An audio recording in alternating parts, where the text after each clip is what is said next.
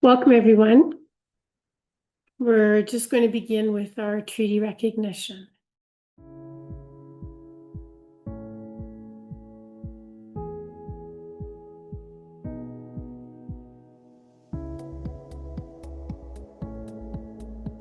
As a provincial organization, we acknowledge that we are on traditional territory, gathering grounds, meeting place, and traveling routes of the Treaty 6 First Nations, the Cree, Saulteaux, Blackfoot, Dene, and Dakota Nations. Treaty 7 First Nations, the Blackfoot Confederacy of the Siksika, Kainai and Piikani Nations, the Iyarhe Nakoda Nation, of the Chiniki, Bearspaw, and Goodstoney Nations, and the Tsuut'ina Nation.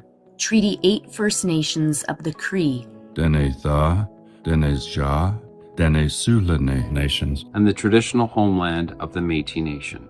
We acknowledge the many First Nations, Métis, and Inuit of the past, whose footsteps have shaped this land, and those of the present and future, who will continue to shape it for centuries to come. CAS is committed to restoring and honoring the Truth and Reconciliation calls to action. And we strongly believe that truth must be acknowledged to move forward to reconciliation. Engaging in respectful, responsible, and reciprocal relationships with First Nations, Métis, and Inuit communities is the path forward to reconciliation. Together, we call upon our collective communities to build a stronger understanding and relationship of all the peoples who dwell on this land we call home.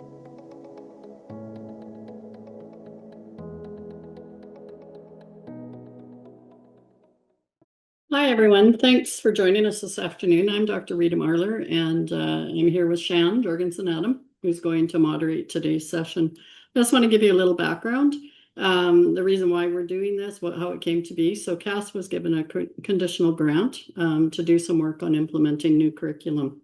And so Shan and I have been working with 9 school divisions, which has been just awesome. That so many people were willing and able and made time out of their busy schedules to help us with this work. So there are 3 webinars. Today's number 2.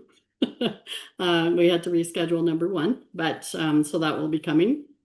So although it says webinar 2, it's really our first one today. So out of this will be the webinars where we have 3 presenters each time to share their stories of practice. Then we will create 3 learning guides based on the webinars and the information that's been provided. And it will all culminate in a leadership guide based on the research that Shannon and I have done, plus the experiences for those 9 divisions who have joined us. So we want to welcome today from Palliser School Division, Superintendent Tom Hamer. From Grande Prairie Public School Division, Corinne Kruse, Director of Teaching and Learning. And from Fort McMurray Catholic Schools, Dr. Matthew Campbell and Danielle Maczko, Directors of Curriculum Instruction and Assessment. So thank you, because they've done a lot of background work for this. And so we're thanking them for that, but also for their contributions today. So today we're going to explore 3 interconnected ideas: consistency, capacity, and support. And rather than a series of updates, today's conversation is designed as a generative dialogue, an opportunity to think about what sustains implementation over time.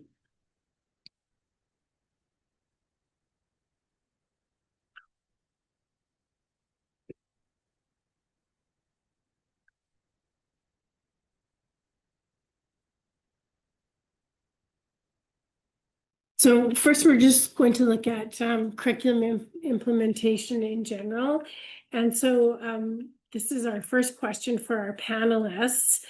And the question that we're going to discuss right now is, when you think about curriculum implementation in your school authority, what feels most important right now and why?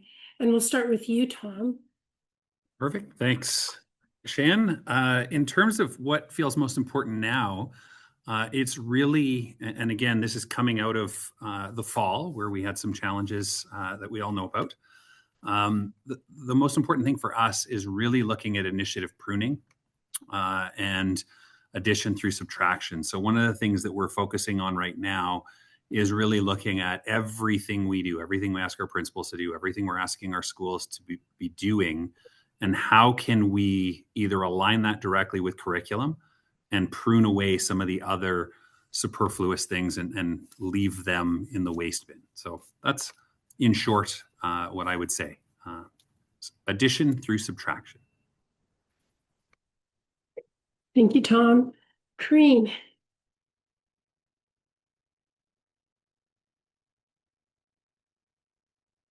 You're muted, dear. I've never been in a webinar before. I'm kind of new to this. For us right now, what we think about is we're in a refinement mode with our K-6s. And so revisiting what structures and processes do we have in place that are working well when we audit our system, what is supporting school leaders as those that are supporting implementation, what do they need to know to support teachers? Because right now we need to figure out and keep that traction of we've got an opportunity to do some piloting. And so how do you leverage those opportunities? And if we have teachers who choose not to pilot, that's okay. What do our leaders and our teachers need to know throughout next year that's going to be really meaningful for them moving into the following year? And for us, it's always about planning, instruction, and assessment. All those pieces weave together all the time through curriculum. So that's what feels most important right now is what do leaders need to know? And similar to Tom, what can I, what's not important right now, or how do I make sure that pathway has the least amount of resistance and barriers for school leaders who are supporting teachers in their buildings? Thank you. Matt and Danielle, how about for McMurray Catholic? What are your thoughts? Yeah, I think we're looking at the most important thing right now in K-6, but also in 7-9 as we kind of look down that path. Our big thing in K-6, we believe right now, is aligning what we're calling proficiency standards as it relates to the new curriculum in K-6. And what we mean by that is it's only now we feel after 4 or 5 years of implementation that our teachers are ready to have deeper conversations about what the verbs and the skills and the procedures and the outcomes mean and how we can establish some coherence in when we're building and evaluating assessments and instructional plans.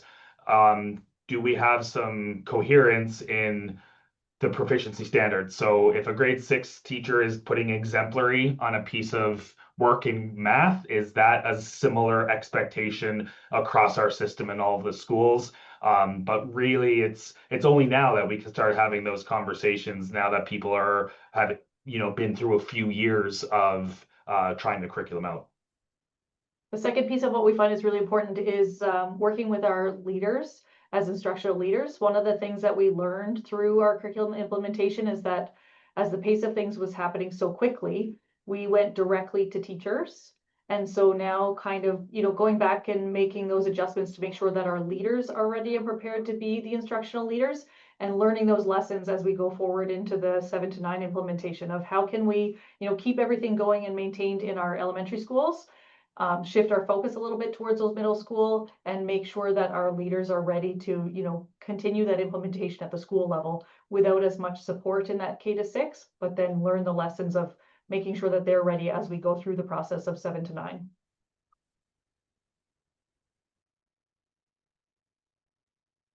Thank you. We want to keep the audience as involved in this as possible. And so right now it's the participants' turn. When you think of curriculum implementation in your school authority, what feels most important right now? And so if you can just record that in the chat box, and our panelists and ourselves will be looking at your responses and looking for themes. Thank you for your responses in the chat box, and we encourage you to keep adding as we continue on in the webinar. There will be other opportunities for you to add to the chat box. We'll also glean ideas from you when we continue to work on the e-learning guide. That will be the final result of this project.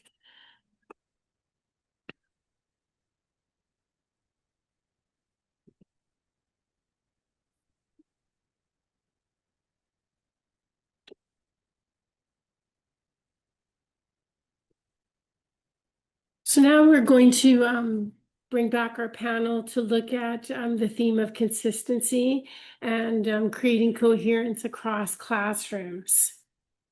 So often when new curriculum is introduced, variability increases before coherence is restored. Let's explore how you are intentionally building consistency. How are you defining consistency in your division, and how do you know when it's present? And this time we're going to start with Corinne. So one of the really important pieces in our division as I'm moving into this position and curriculum is being implemented, I've been tasked to lead the work to design an optimum learning framework in our school division. And so our framework focuses in on planning, instruction, and assessment through the curriculum. Those are common threads, and our curriculum is a common thread. That's an expectation for teaching practice. So this is our third year working within our optimal learning framework, and it's been last year and this year where we're really starting to see this consistency happen. And so when we're meeting with our schools through our inquiry meetings, we have schools that are talking about expectations for year planning for teachers and what that looks like that's aligned to our optimum learning framework. We have schools that have moved through year planning and now they're transitioning into concept planning, into unit planning. And so they're also looking at always making sure that there is this alignment with our expectations around planning. The expectation is you have to plan. There's layers of planning. The autonomy lies in what that looks like. And so we also use our achievement descriptor language from our evaluation documents for teachers and leaders more and more. We use that language of initiating, enacting, embedding, and extending. So when we're in conversations with our school leaders at whatever opportunity that looks like, we're talking to them about, okay, so what's that evidence of teacher practice that tells you that your teachers are here? And from that evidence, what do you need to do next with them? And if they have evidence on 3 teachers, that's great. That helps them to go, you know what? I don't know that I have enough evidence around unit planning with this cluster of teachers. I need to go harvest that evidence. So as implementation is happened, and our optimum learning framework rolled out, those two just couldn't have happened at a better time in our division. So our consistency lies in what evidence do you have of teacher practice? And our leaders have really, the last year, have really focused in on moving away from thou shalt, everyone needs this. What knowledge does everybody need? Okay. Do we all have the same being, the same values and beliefs? Okay. Then what doing do we need? So what does a teacher need? What does a group need, or what does the whole group need? So it's just our continued evolution of what is this notion of consistency and what does that look like in our division and how do we know? But we have to have these common foundational threads to have these conversations with people. Thank you. Matt and Danielle? In terms of consistency, we kind of have we want to make sure that teachers feel supported and are moving forward in similar directions that we can support them with, but we don't want all teachers to be exactly the same. We know that they're going to have some creativity and in the way that they bring things to life. So some of the work that we've done is ensuring that, we started out the new curriculum implementation with similar maps so that teachers could feel supported. And we kind of had a map of the curriculum of how it might be instructed throughout the year. It was never mandated that teachers follow it, but we were able to provide some support following those maps in key areas where we knew that teachers might need additional support in the background knowledge of the curriculum. So that helped us to provide a little bit of consistency without forcing teachers to lose their creativity through that process. The other thing that we've worked on throughout this is we've worked with our admin teams to develop what we're calling the dimensions of high quality instruction document, which is helping to define what leaders are looking for in classrooms now that we're going through this new curriculum. What are they looking for in classrooms when they're going through and doing their observations? Where are the areas that they should be seeing, some changes compared to the previous curriculum? And so that's helped to define some conversations around, what we're looking for, but not necessarily cookie cutter in every classroom. And building on that dimensions of high quality instruction, we designed it so that it was more based on the TQS than it was about any singular curriculum, so that this could become kind of ground all curriculum, no matter legacy, new, when it's coming in, when it's going out, etc. So we have found that to be particularly helpful, though we're only scratching the surface of activating that document into the system. We kind of framed it as achievement indicators for the TQS. So that is something that will be now, a years long process as we build into it. The other thing is, in terms of consistent expectations, we set consistent expectations when it served kind of an operational efficiency, so to speak. So we're a smaller school authority. We don't have a huge team of people to provide PL and consultant support and what have you. So for example, yes, we did choose the math resource because we needed to streamline the PL we provided. Or we chose UFly so that we could streamline a coherent implementation of that one particular resource. We found that quite handy. So when we decided to make something consistent, it usually came from that need to be efficient and not from that need to control or to remove teacher autonomy.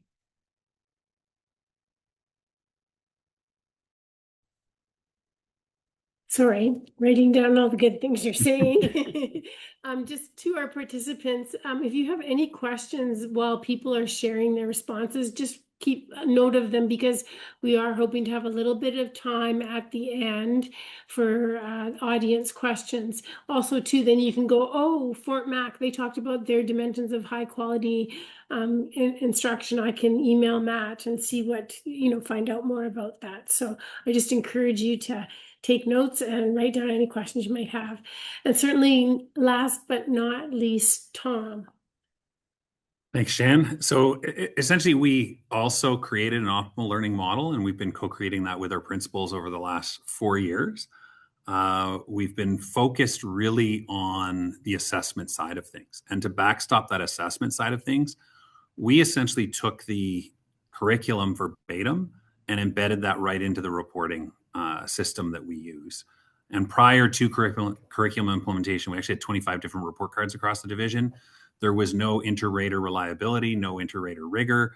So we really backstopped everything with this standardized report card and said, this is what you need to do in terms of reporting and informing parents of how children are doing. And we had, as the new curricular outcomes came out and we implemented, they replaced the old outcomes that were embedded in there. But we felt that it was really important that everybody is using the same language and reporting to parents in a similar way. So that was sort of the big emphasis for us. And then parallel to that, we've been doing a lot of work on assessment.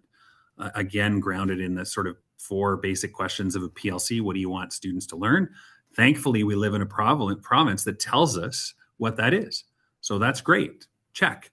So then how do we, again, support our children that don't have it? So that's that remedial side of things, and working with teachers to understand essentially what is proficient. And that's been where we've been spending a lot of time, is bringing teachers together so they recognize that proficient should mean the same thing. And again, working with outside folks to drive the assessment side of things as well on that outcomes-based assessment, because we were finding that we still had teachers that were using behavioral measures to influence their final grade. And we wanted to make sure that, again, following the TQS, that we were aligned with reporting on what we're supposed to be reporting on in terms of academic performance and reporting on the curriculum. So again, we took the opportunity of a new curriculum to drive the assessment conversation. Super. Thanks, Tom. Okay, and now we're going to skip to another audience participation. And this one is, where in your context is consistency strongest, and where is it still emerging? So you've just heard our 3 authorities share about their context and the consistency that they're creating within it. So where in your context is consistency strongest, and where is it still emerging? And we'll give you a little bit of time just to write your ideas in the chat. Thank you to those who responded. I know that's kind of a big thing to be thinking about, but I would encourage you to take that away from today's webinar and be thinking about that in your own context and talking with your colleagues about it.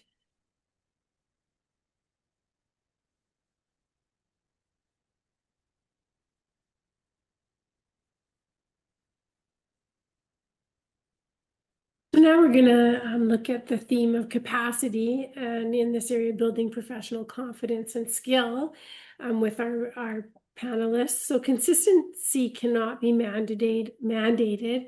It's built through capacity. Let's turn to professional learning and leadership structures. So in your school authority, what has most strengthened educator confidence during implementation? And this time we'll start with Tom.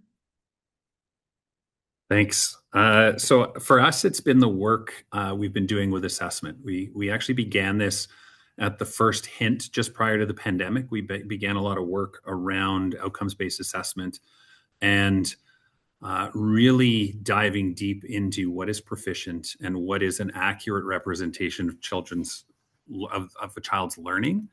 And I would say that across the system is probably the best understood. And now what we're finding is we need to move into supporting teachers in the planning side of things and their actual instructional practices within classes.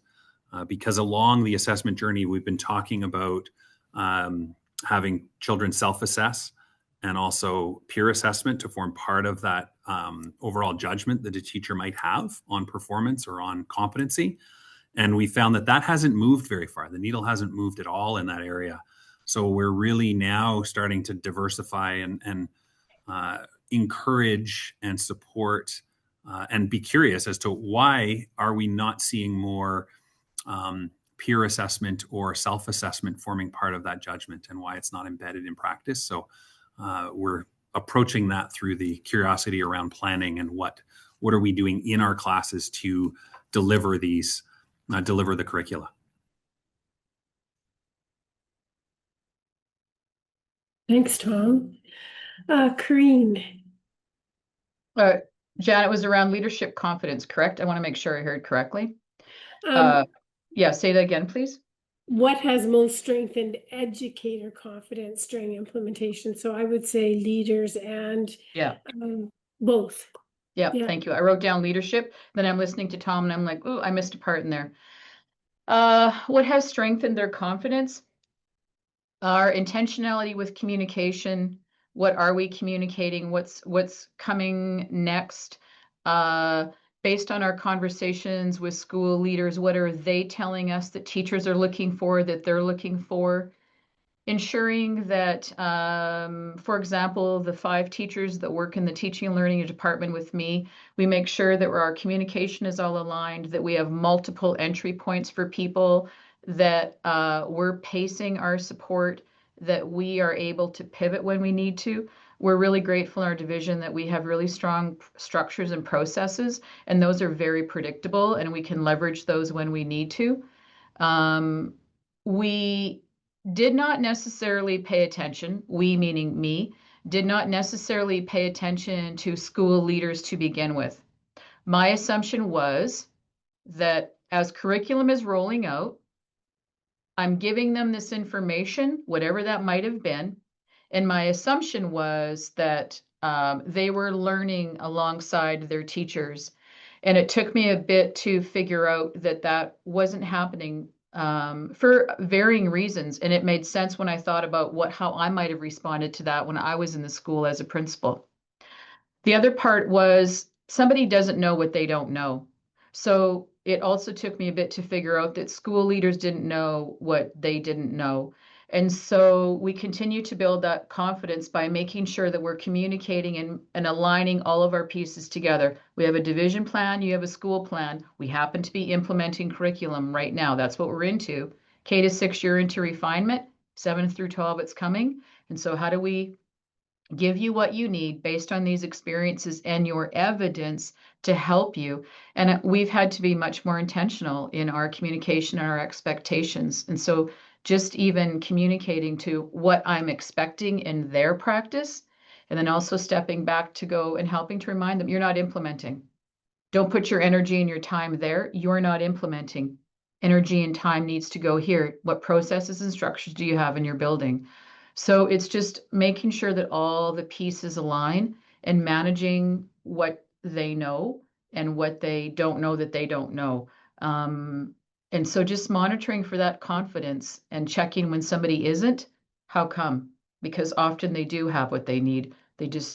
Sometimes we just don't know that. So yeah, just a lot of different moving pieces in that part. Yeah. Great. Okay, and Matt and Danielle. Yeah, I think for us, we do run a modified calendar here in Fort McMurray Catholic, which gives us 14 what we call professional learning Fridays in the annual calendar. So this structure has been a huge part of our ability to strengthen educator confidence in terms of providing ongoing professional learning, but also ongoing opportunities for system-wide collaboration. So we revised the structures that underpinned our PLF framework 5 years ago when Danielle and I came into these positions, and we've been refining it as the years have gone on, and certainly curriculum implementation has really informed that. But we run kind of a tripartite setup of division-led time where it's facilitated PD, PL, on the things that we're trying to establish coherence about across the division that all teachers participate in. Then we have teacher-led time in professional learning communities where the teachers decide who they work with and what they work on. We just provide structure for that work. And then finally, we have a significant part of the PLF framework goes to our principals to determine what needs to be happening at the school level. So having all those three bits together has been an important part of all of this as we've set the conditions for confidence, for collaboration amongst our teachers.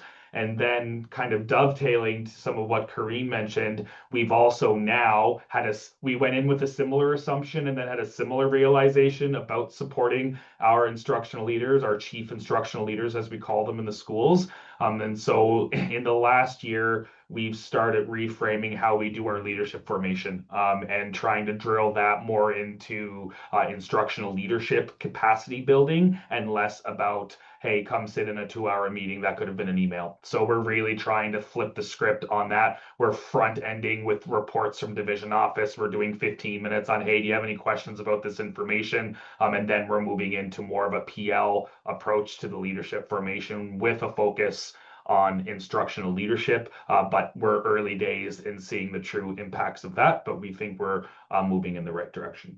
Alongside that, what we've really learned is that our process of being transparent and allowing for open dialogue and being consistently responsive has allowed our teachers to feel confident that what they're saying is being heard.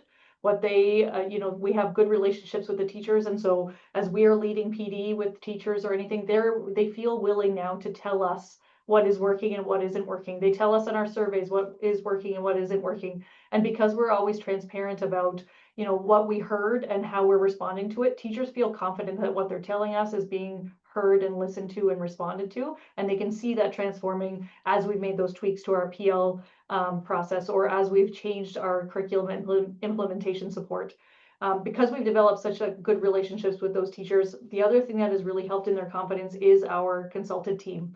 They have seen how hard our consultant team works, and our consultant team will go in, after we run a PD, our consultant team is in the schools, in the classrooms, helping to support the teachers in implementing whatever it was that they were learning. And because they see that hard work and they've seen the transparency and the consistent response, they're really valuing the work that the consultant team does. And that's really helping us to embed all of those practices that we're initiating in professional development, really getting it down to the classroom level and helping teachers feel confident that they can implement it in their classroom well. One of the advantages we have is geography. We are a small geographical area, so the longest drive between our two farthest schools is 20 minutes. So when we have our PLF Friday, we can easily put all of the teachers in one place. And that's allowed us as a division team. We are really embedded in there working alongside the teachers. So Danielle and I are, despite being directors, we're regularly facilitating PD. We're back in schools where we used to work, working alongside those teachers. And that's creating a bit of an all hands on deck and less about the organizational hierarchy of it all, which we have found has helped us in building credibility with the teachers as well, especially as we turn now and looking at 7 to 9. I'm sure that has had a big impact. Yeah, thank you for sharing that. We're just gonna kind of, some of you have touched on this, and maybe we'll just go into it a bit deeper, is the whole idea around leadership and how leadership has evolved now that you've been implementing this new curriculum. So just the question is, in what ways have leadership roles shifted as staff needs have evolved? And so I'm going to start with Corinne on this question. Thanks, Shan. Our evolution would have started as I'm moving into this role, and even prior to that 5 years ago. Our superintendent had a really clear vision for Grande Prairie Public School Division. And so I could see this happening as a school leader, and it made sense in my head. And so the shift went from a school principal or vice principal focused on operations. Those are really important in a school, but the shift really started to happen where it was, you're an instructional leader. So competency number 6 is really the most valuable one in LQS for our division. Those others are critical. It's the most valuable one. And so we really started that shift beyond prior to me. And so we started to really look at what skills and behaviors, what understanding does a school leader need to have to be an instructional leader? What do they need to be able to do to support teachers to move that practice along so that our students have these equitable opportunities, so that there is consistency of practice across our division? What common documents do we need? And documents are just documents. How do you take something that's on paper in theory and do you bring that to life? And so that's where we really focus. When Matt was talking about some restructuring they did, we did the same thing. For example, our monthly professional learning with our school leaders focuses on being an instructional leader and what does that mean. So we use the language of being, knowing, and doing from the optimum, from our continuum of support. So we've gravitated to some of these theories and understandings. We think about, if we're going to add a layer, how does it tie into our 3-year education plan? Is it a strategy that we've already identified and we're just at an early inception with that? What does a school leader need to know? And again, it always comes back to planning, instruction, and assessment through the curriculum. All of our conversations are around that. So if you're going to work with our report card that was revamped for 2 years ago in elementary, what does a school leader have to be able to do to support those teachers to move students along? And so our focus has been instructional leadership, hands down. If you were to go ask our school leaders, that's what they would talk about. And partly, and I'll wrap up my response, partly that also came from evidence as we were thinking about succession planning and looking at long-term and bringing teachers into the fold of formal leadership. Through our interviews and our leadership academy, we had great evidence that teachers didn't really have an understanding that their principal was an instructional leader. When they were moving into these roles and they were in an interview, their responses were around, I just need to learn about budgeting. I just need to learn to be a timetabler. I just need to. And I think, okay, well, that's where I started, but we've moved beyond that. So our evidence really drove where we need to go, and it continues to help us make subtle pivots. Nothing is a big 90-degree turn anymore. It's just very subtle. And how do we connect those dots so that it all makes sense and comes back to instructional leadership? That's the critical role you do in supporting the classroom teacher and the student. Thank you. Thanks, Corinne. Matt and Danielle, I'm just going to shift the question a little bit for the two of you. And I'm just going to say, what Where is instructional leadership in your school authority required renewed attention? Sorry, Shane, can you repeat the first part of that? So where has instructional leadership in your school authority required a renewed attention with this curriculum implementation? Yeah, I think it's I think many would agree that the job of the principal and the vice principal has evolved, and it's probably tougher than it's ever been. In some ways, I think there's a bit of a friction between kind of the operational needs of very busy, very complex schools and the need to be chief instructional leaders. And so I think that revisioning of the way we're approaching instructional leadership, we have to focus on that, but we're also not ignoring the rest of it. So we're trying to find a way to build that instructional leadership capacity while providing support that will give the leaders time to be able to put those skills to use, right? Because I think you would agree, Danielle, that all of our principals wish to be strong instructional leaders. They wish to increase that skill set and to be able to get into classrooms and do that kind of work. But we are consistently hearing that, hey, we just don't have time to be able to be doing this on a day in and a day out basis, right? So while we're trying to provide PL and coaching and mentorship on instructional leadership, we also have to work on the other things that are on the plates of the administrators so that they can prioritize that time. One of the very practical, easy things we've done is if we're running something to support our leaders from a PL perspective, we'll run it 3 times rather than once and say, pick the one that you think you could attend, or divide your team. Principal come this day, vice principal come that day. So it causes us to have to do things 2 or 3 times, but we're getting way more buy-in from principals by giving that flexibility in choosing. Yeah, I think in terms of, when the curriculum was first rolling out, we had things happening so fast and furiously that everything was going directly to the teachers. And we were working directly through the teachers, thinking kind of like Corinne said, that principals would pick it up as we go. But what we found was that principals didn't have that time to do that on their own. So we really are trying to shift how we do professional development for our leaders to make sure that that professional development is relevant to them. In order to help support them in moving forward as instructional leaders. We really have to tailor the PD to make sure that they see value in it and then can bring it back to their class, to their schools to support the teachers. Our initial model of inviting the principals and vice principals to come to the teacher PD just wasn't hitting and it wasn't meeting their needs. So we have had to make those shifts to make sure that we're being intentional about the time that we're asking for principals to attend PD and make sure that it is really towards their leadership capacity. It's interesting.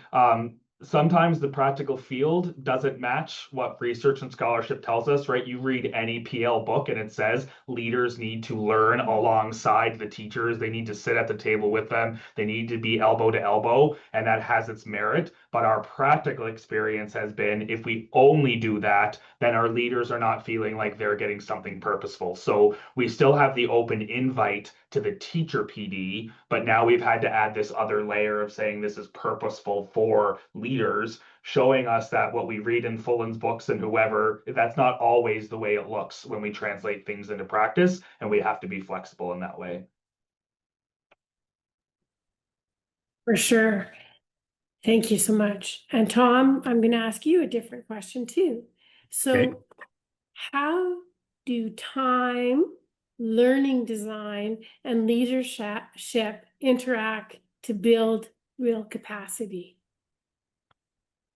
Well, I think one thing we've noticed here, and I think a couple have touched on it previously, and I'll just speak to the structured change we've made with our admin association meetings. The 12 years I've been with Palliser, our admin association meetings were largely focused on the busy managerial aspect of the job. And there was a little bit of learning that went on. And then there was no involvement of our principals in determining what that learning was. So there was no differentiation that was going on for our principals. So one of the things we've done this year is flip that on its head. And the managerial aspect of our admin meetings is the last half hour of the day. And everything else is embedded earlier. So we've actually said we're a learning institution. 80% of the time we spend together should be spent learning. And we're going to do that with our principals first. So we're going to give you insight into what's coming. We're going to listen to what you're saying is going on in your schools, and we're going to adjust the learning moving forward. So that has been sort of, I guess, the best example of how those three interplay. And you need to give people the best time to focus on the learning. So that's where first thing in the morning, that's what we're doing. And we've even modeled that at a senior team as well. We used to have these weekly Monday meeting check-ins that were all about what's going on in the division that might be a CBC question, like so the tragic or horrific things that are going on. And we've really flipped that. And we're meeting one Monday a month as a senior team and actually learning. And that's where we're fine tuning some of those things that we're pushing out to the division in terms of learning and really developing more detailed documents. So we're communicating more clearly to our principals and then to our schools around what's next, what's coming. So there's an element of predictability in the unpredictableness that is our day to day. So I'm not sure I answered the question fully, but that's sort of the biggest piece for us. Oh, super. Thank you. Okay, and now we're going to go back to another participant activity. So, having heard from all of these wonderful people and the great work that they're doing in their school authorities, what are you wondering about as you're listening to our panelists? What are some things that you're wondering about? And we encourage you to record these in the chat, but we'd also encourage you to record them on a little sticky note by your desk, because this could be part of your questions that you ask at the end of the webinar. So we'll just give you a couple minutes to think about that. Okay, well, I hope you're writing your wonderings down on a sticky note, and we'll come back to those after. Thank you.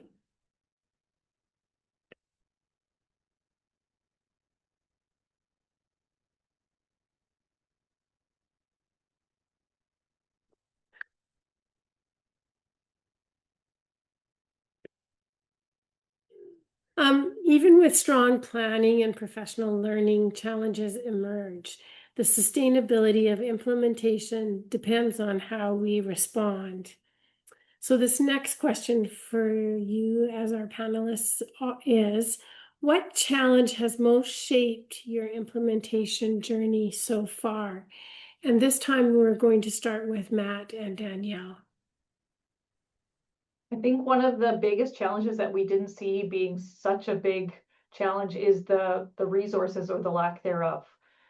Resources have really had a defining factor in the implementation of the curriculum. In some areas where we've had really strong resources to help anchor the instruction in the classroom, we've seen really solid implementation in the classroom.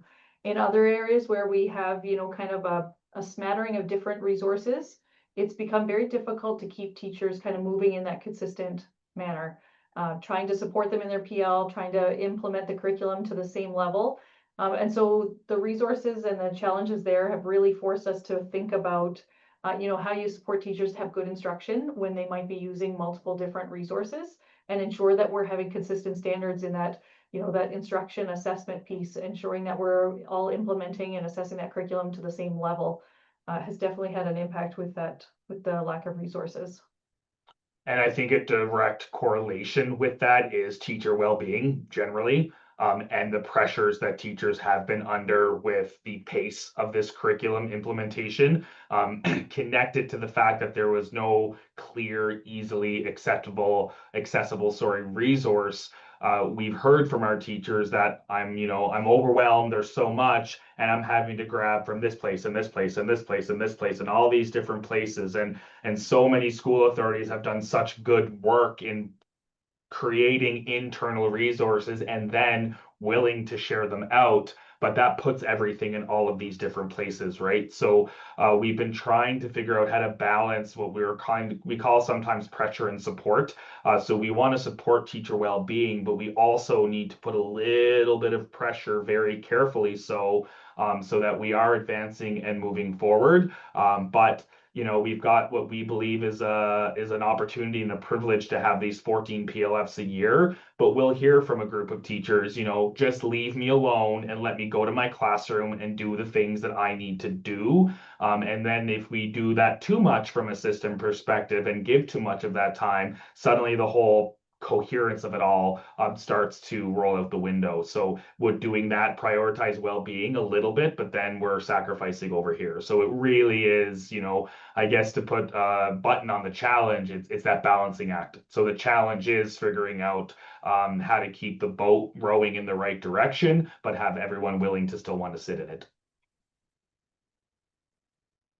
For sure, and that's a common thing discussed in the research as well, Matt, is the whole resource and having teachers understand that if everyone's implementing the same, resource, that there's more consistency and also support for one another in doing that. So yes, thank you.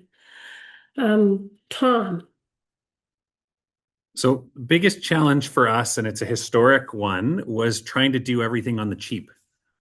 Again, being a district the size we are, and the dollars they gave us for implementation, we went at it. And again, looking at teacher wellness. And when this all came in, remember, there was that little anomaly that occurred, not the October one, but the bigger anomaly, a global thing. So we were very conscious of trying not to bring teachers together and displace them and add more to their plate. So we started this model where we were running Friday afternoon voluntary PL sessions where we would dive into the curriculum. And we had quite a few people attending, but there wasn't coherence coming out of that. There was nothing coming out of that. So I think the biggest challenge was we got off on the wrong foot on the curriculum implementation pathway. And then we had to sort of step back from that and say, oh, we got this wrong. This hasn't worked. We're not seeing coherence. We're not seeing common understandings out there. So we had to then reset and start anew. And I guess the blessing in that was it enabled us to take the approach from our and engaging our leaders, our school leaders in that conversation. So in one way, that failure led to us bringing our principals in probably sooner than others did. But it did set us back, I will say, in terms of that curriculum, the creativity of delivering the curriculum in classrooms has not quite gotten back to where it was prior to, like with the old curriculum. It's still very script for teachers. They're still following a recipe, and some are still not following a recipe at all. That's a whole other challenge.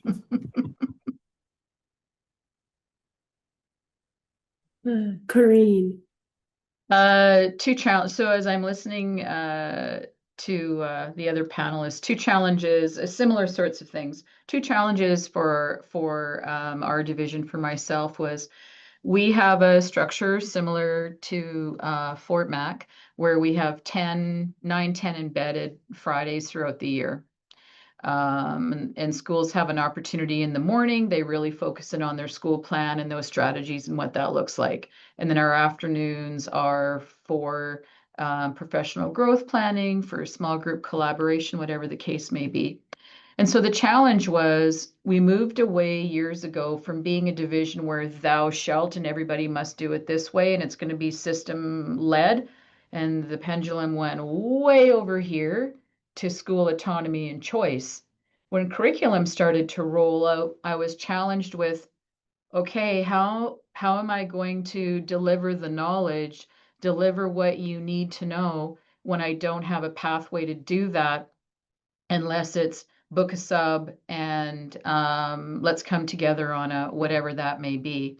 So that was the first challenge. And now we're at the place in our division where we're starting to move back to more of a hybrid model where we're working with school leaders to say, okay, for 26, 27, we're going to need some time with teachers or with you because we're going to focus in on specifically this. It's more so about our time with teachers.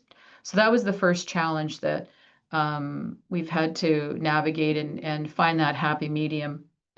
The second one is around resources, similar to what Danielle and Matt talked about. But the challenge was I think the challenge for me was the questions I was asking. So when you're saying to somebody, hey, what do you need? They don't know what they don't know. So unless you have a deep understanding of what actually changed in the grade 3 mathematics curriculum, you don't actually know. The first point of response that we go to, I don't care if you're implementing curriculum or whatever you're looking at, you say, well, I need resources. But if I don't have a deep understanding of what I need, then I just think about this big thing. I don't have resources. And so that was a challenge that I wasn't navigating in the right way and I wasn't asking the right questions. And so now moving forward, the conversation is, oh, you need resources? Okay. The grade 7 curriculum is coming out. Okay. Have you dug into it to know what do I already have? What is going to be new to me as the teacher to teach students, and where is my resource gap? Okay.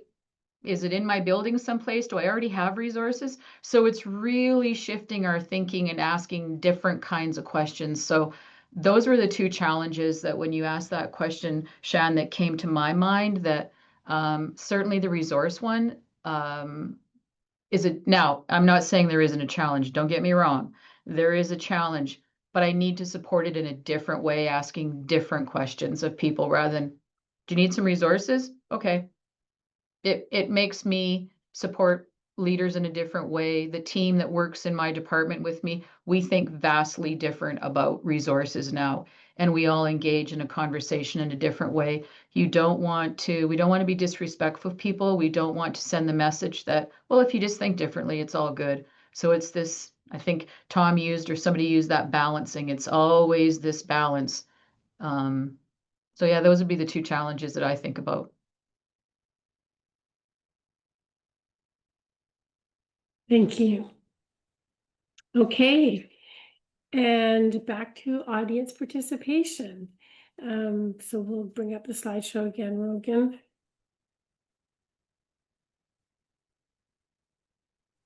And this time, this is an opportunity for you to reflect on what we've been discussing so far in the webinar and thinking about what has resonated with you so far. How can you use what you've heard to support the work you are doing in your school division, school authority? So if you would like to put in a response in the chat box, you're welcome to, but if you just want to sit for a few minutes and just think about those questions and use them to help you and your team plan forward, you're welcome to do that, or both. We did thank our panelists at the beginning, and we did kind of share a bit about the project. But one thing that the panelists also did for us was they actually created a 10-minute slideshow presentation on the work that they have done in implementation of the new curriculum. And so those pieces will be part of the final e-learning guide.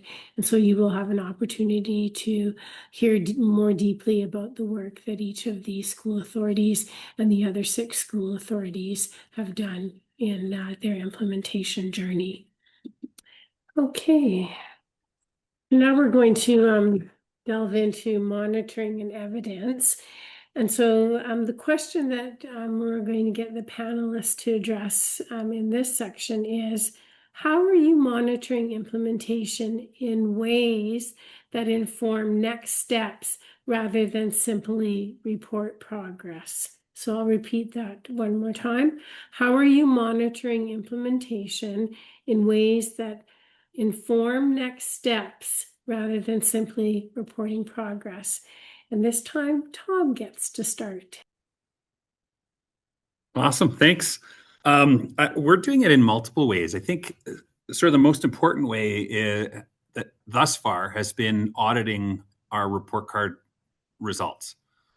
So we've been looking at the end of every year with the new report card, we've been pulling anonymized comments that are put in. We've been pulling outcomes, what outcomes have been evaluated, what outcomes have been missed. And then what that's allowed us to do is then aggregate that data and look at, are there areas within social studies, and I pick social studies as an example where we did have an area, but within social studies that have some gaps. And how do we now tailor some of the PD? So that's more on the content side, the and the material side. Then the other piece that we've been doing is we've actually been surveying our teachers and our principals frequently around how are things going in terms of the learning we're providing you. Is that meaningful? Is it supporting your journey in being able to deliver the curriculum more effectively? And what would you like to see next? So then we report back to them. This is what we asked. This is what you told us. And now this is what we're going to do to support that. So the flipping of our admin meetings is in direct response to the feedback we've received, where we're focusing the learning on essentially curriculum delivery and assessment in all of our admin association meetings monthly now. And then it's also, we're in that process of data collection now. We've been working with Katie White this year and on the assessment side of things. So we're in that data collection regarding how well that learning has been working and what is the next step. So we've been talking about all of this in sort of these 3-year intervals. And it's linked loosely to the ed plan, like it does. We do make reference to those strategies within the ed plan, but the biggest piece is asking people how we're doing and then responding back saying, this is what you've told us, so this is what we're doing in response to. Wonderful. Thank you, Tom. Next, we'll ask Corinne. Yeah, similar to Tom, I think I was just jotting some notes down, and I was thinking about how, what are all the different ways that we garner our evidence to know that we're on the right pathway, and where do we need to make our shifts? And so I think about what information and evidence do I get from school leaders through all those different opportunities that all of us have in our division, whether it's a monthly PL that used to be an old school principals meeting and now it's shift to focusing on instructional leadership. What evidence do I gather from that meeting? Our division, we've talked about this lots. We do an inquiry. We have a professional growth and inquiry process through generative dialogue with our school leaders. And so that happens in a cyclical fashion. We garner evidence from there. The team of folks that work with me in our department, when they're meeting with small groups of teachers or one-on-one, or they're in a school on a PL Friday, supporting that work, what do they hear from teachers and leaders to know that where do we need to focus our attention next? What's going well? What is still a challenge? I was thinking about when Tom was talking about assessment. Last year, we did an activity with our school leaders. Last year was the first year of our reformed, much improved report card in the division. We always had a standardized report card, but the standards were pretty loose. And so we shifted to a report card in K-6 that reports learning outcomes in a parent-friendly language that doesn't take away from the integrity. So the parent knows what their child's supposed to be learning in grade 2 mathematics by the end of June. But anyways, we looked at all of our report card data, and we just focused in on what learning outcomes had been reported and what kind of achievement descriptors were in there. You can well imagine when a leader looks at that, how many different discussions came from that. And so then school leaders were like, I hadn't looked at data that way. What does this tell me? What do our screener results tell us? What does our PAT results tell us? When our mathematics PAT result was not great, was there some challenges with the test itself? Perhaps. But the bigger question when we really looked into things became, it's pretty clear, or we have some inkling that grade 4, 5, 6 mathematics, considering how long that curriculum has been out, where are the gaps in that instruction? And is the instruction at a surface level? Is it at a deep? Is it transference? What are we seeing that we need to ask some questions about teacher practice based on that PAT result? And it's not just about grade 6 teachers.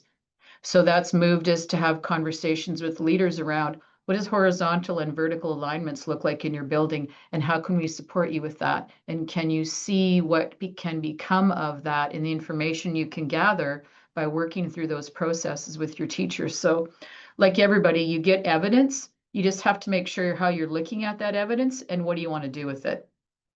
And am I going to put it in my back pocket for a while, or do I need to respond to something now? So it's just, again, I got a lot coming.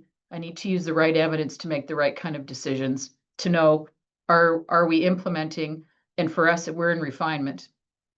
we're refining now, not implementing. And certainly last but not least, Matt and Danielle. I think when it comes to monitoring implementation, we can find ourselves in the middle of a whole lot of qualitative and quantitative data that all comes in. So it's all about being very intentional about the questions that we're asking and the information that we're gathering, and stuff that we're asking the right questions so that we can respond. So, we have our annual stakeholder surveys that we ask questions of teachers about their implementation. We ask parents, we ask students. So we gather all kinds of data from all different stakeholders about how things are going. But then we also follow that up with other measures, like, we sit with our leadership team and we have a data review day where we sit and look at all of the pinpoint areas where we want to dig into more so that we can see more, get more qualitative feedback rather than just the quantitative numerical data. We also do, we meet with groups of students as well to get their perspective on how things are going in the classroom so that we can hear their voices and get that qualitative feedback from them. And then one of the most impactful things that I think we've done with our implementation of the curriculum is our roundtables with leaders. So every year we kind of do a wrap up of the year to say, okay, these are the changes that we've made this year. This is what we've been kind of monitoring and seeing what's happening. How has it been going? What further tweaks and changes do we need? What are some of those still big problem areas that we need to address in the upcoming year? And because we've spent all of this time kind of being transparent and open and having that dialogue with people, we're really at a point where leaders are very open and honest with us. They will give us all of the feedback, good, bad, or ugly. But at least it gives us the opportunity to respond to that and to be really responsive to the needs of the teachers, the students, the leaders, everybody. So all of that data is really valuable. We see that as one of the biggest things of helping support our roles, is asking the questions, digging in, being open to the responses, and being able to be transparent and responsive to what we're hearing. And building on that, when we're given feedback that we know we can't action on, we're transparent on, hey, we're not going to do that, and this is why.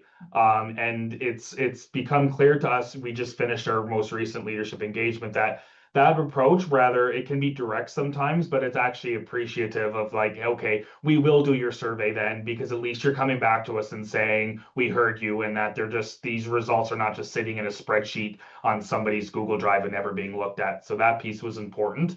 And I think kind of a broader stroke of it all, from that implementation perspective, it's not only about, hey, what's the academic success? Like, what's our Acadians data telling us? What is our PAT scores telling us?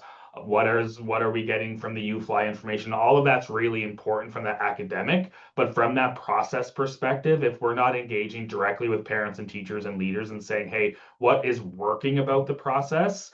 That is really what's going to make this thing sustainable, because we need to know what structures to keep and what structures to get rid of as we move towards sustainability. So that ongoing engagement is critical. But we've also learned that we can't reinvent the wheel every year. So sometimes we're thinking, oh, we really need to change this. And we've had to stop ourselves and say, you know what? We changed a lot last year and the year before and the year before that. So maybe we actually just have to work within these current conditions for a little bit, making little refinements as we go before we blow it all up again, right? So we're about to start our PLF framework planning for next year now that we're heading into April. And our instinct is always like, okay, let's blow it up and see if we can make it even better. And we know that we have to resist the urge and give people some stability, not only in what we're asking them to do, but in the way that we're doing it. It's also when we come down to making some of those changes, there are some things that we need to make changes at a division level right away, that things just have to happen. We don't have that kind of choice. In other ways, there's things like, we know that we need to work on our writing structures, writing instruction, but it's not an immediate large scale need right now. And so we've been going about it in a different direction, where we're asking those who are interested to become involved and doing it kind of from the grassroots up. And then those teachers are sharing with others what's working for them. So in some ways, we can monitor it by doing it from a division level and having everybody kind of moving in the same direction. And in other ways, we can bring on little groups of teachers and make some of those changes in a more organic way when we have a little bit more time to invest in the process. I really like that Corinne is saying implementation versus refinement. And it's made me realize that when we were implementing, we were very much like, okay, we're all doing this and we're doing it now and we're all kind of going in the same way. But now that we are thinking of like refinement, we can give teachers a bit more agency over, well, what area do you feel like you need to refine right now based on your own identification of your own needs?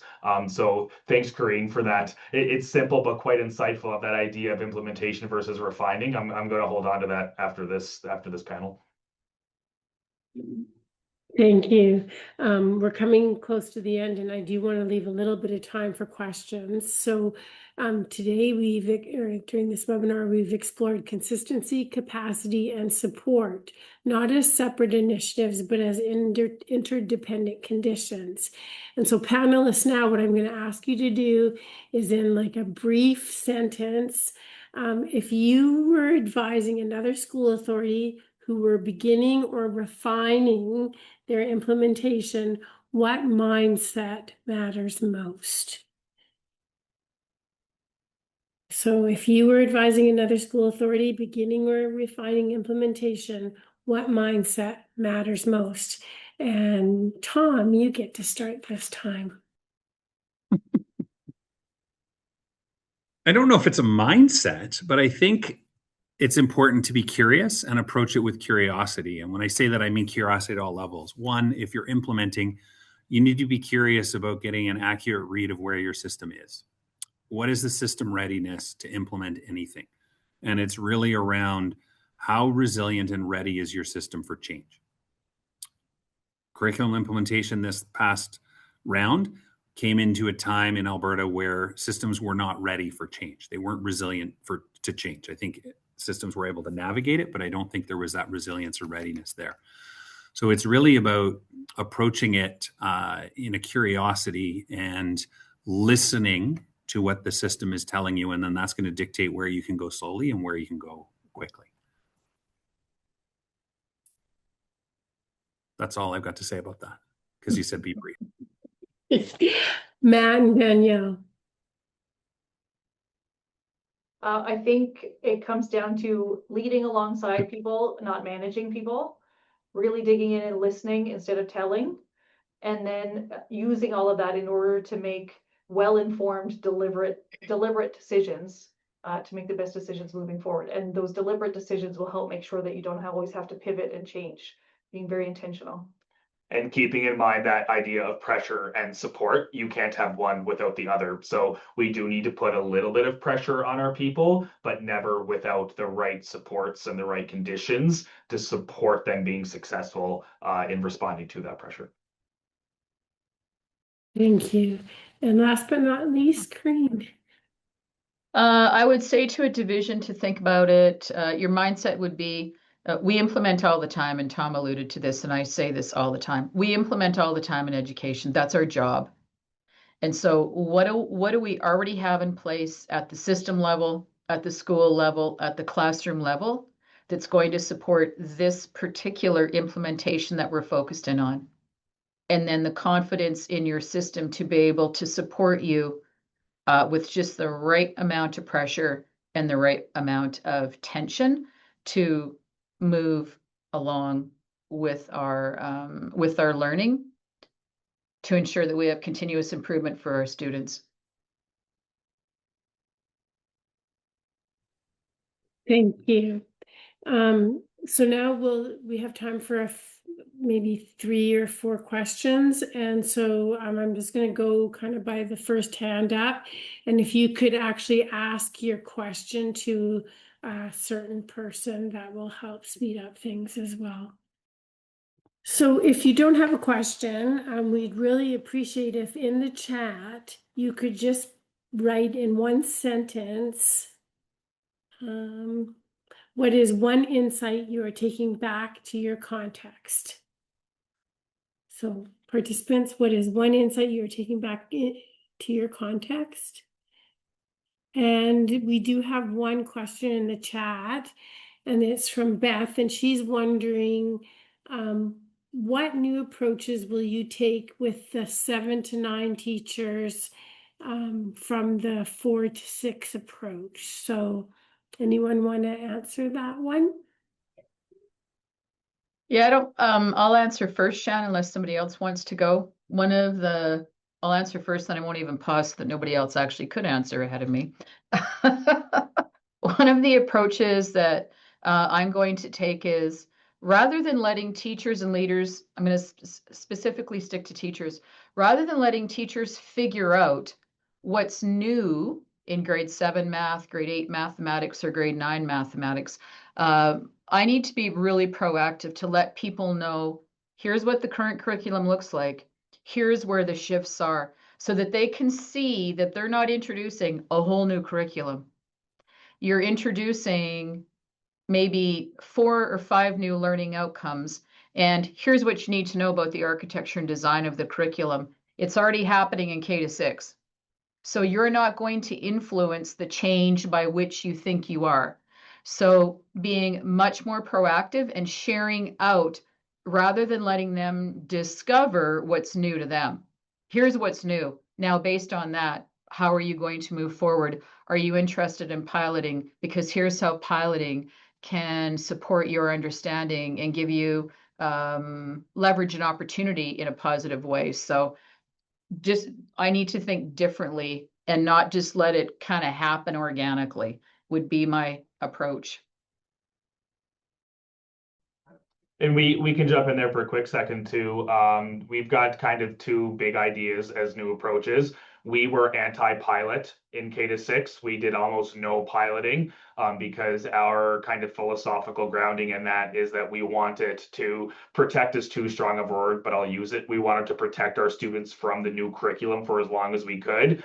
And a lesson we've learned is that we did sacrifice teacher readiness a little bit by doing that. So we are going to pilot next year to give our teachers a full year of extra time of building into it. I think it was a bit of a romantic notion in K-6 that our teachers would prepare if they weren't piloting. We don't believe that they did. So we are going to do some piloting in 7 to 9 that we hadn't in K-6.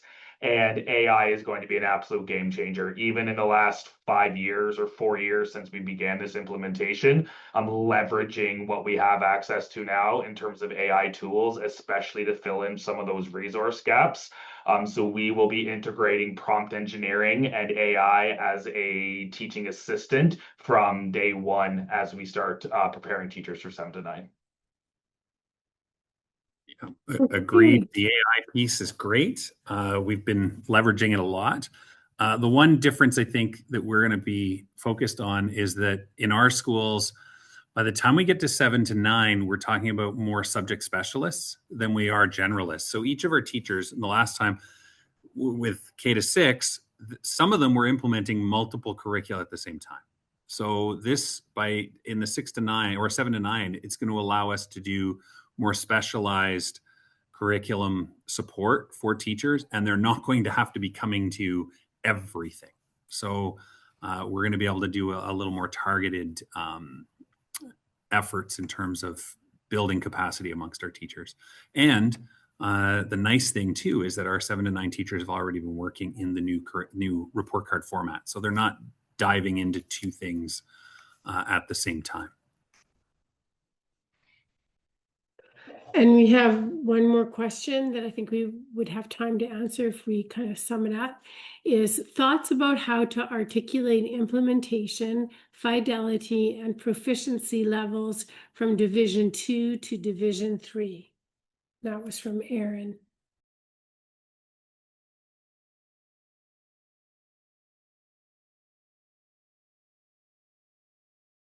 Could you read that again, just so I... Sure. What are your thoughts about how to articulate implementation, fidelity, and proficiency levels from Division 2 to Division 3? That's a good question. I think one of the things that we have been doing as we've been preparing for 7 to 9 is having some of our superstar teachers in 4 to 6 tell stories of practice and bring them together to be able to share. And we've been able to do that with our PD on assessment. So they've been able to talk about how this is working with the new curriculum at tables with some junior high teachers. So we've been I would say it wasn't intentional in the sense that we planned it, that we were pulling them together, but that's been one of those things that we've learned, that putting teachers together in the same room, talking about some of the lessons learned, has been helpful in demystifying the curriculum. The other thing I will say is that the public messaging around curriculum has changed. It's gotten more positive. So I think in one respect, there's less negativity out there around curriculum now and new curriculum coming in than there was. And just think back to all the social studies craziness that was being posted around the social studies curriculum when it first got dropped for K-6 or for 1-6.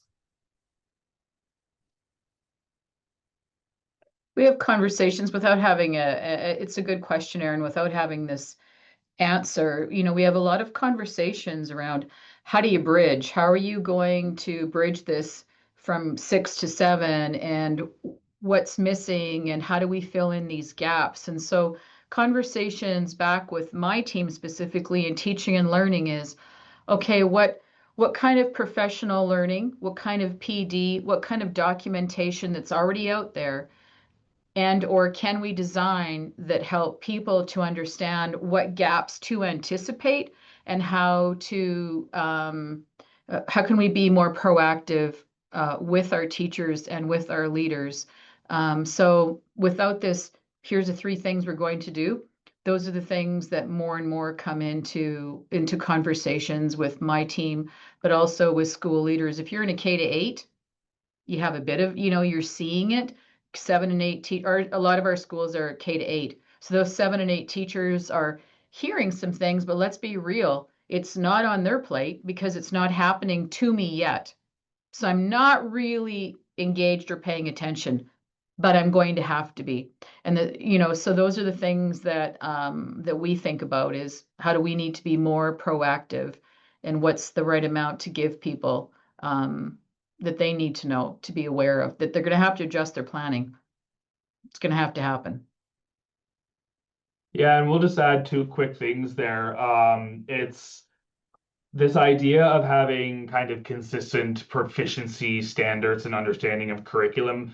I find it sounds really simple when you say it, and then it's one of the most complex things that we try to do in education. Even out of the scope of new curriculum and just looking at teaching in general, your 30-level social teacher will always say that the marks from 20 are inflated. The 20 will say the marks from 10 are inflated, and we go along the way. And it seems to be rather simple to say, hey, can't everybody just understand the standards of the curriculum? But yet it seems to be one of our greatest challenges, and we don't necessarily have the golden ticket on how to foster that work in that area. Now, this is very unique to us, but one of our one of our strong advantages is we run 7 to 12 schools here. We have 2 7 to 12 schools, and we just had 8 Division 2 teachers move to middle school this year. So we've got a whole bunch of knowledge in the room who just went through implementation in Div 2, who are now supporting their colleagues in 7 to 9 as we get ready. So that's uniquely us, but we feel like that's quite an advantage for us in this current moment. We also were intentional to, when our students went from grade 6 to 7 this year, we brought our grade 6 and 7 teachers together so that they could have conversations around what was new in grade 6 that the kids are coming to grade 7 with already that they weren't used to. And that was really beneficial in order to have, those grade 7 teachers have a good understanding. So now that the grade 7 teachers are starting to look at new curriculum, they're starting to see that from the lens of what those kids came up already knowing and having a better understanding of where they're coming from, which has been beneficial. Well, I hope my panelists have had a chance to peek at the comments in the chat, because there are lots of people saying just thank you so much for your insight and your time today. And participants, you will see why it's been such a pleasure for Rita and I to work with these 9 school divisions, these 3 in particular, as they spoke today in the webinar. We just want to thank you again, Corinne, Tom, and Matt and Danielle, for giving up your time to join us today, and for all the work that you did to help us in preparation for this. And we look forward to those who have signed up to join our next webinar. It's on April 13th, same place, same time. And we will be looking at rescheduling the first webinar. We have a little bit of a hiccup in my personal life. So we'll just thank you very much and have a great evening. And thank you again, guys.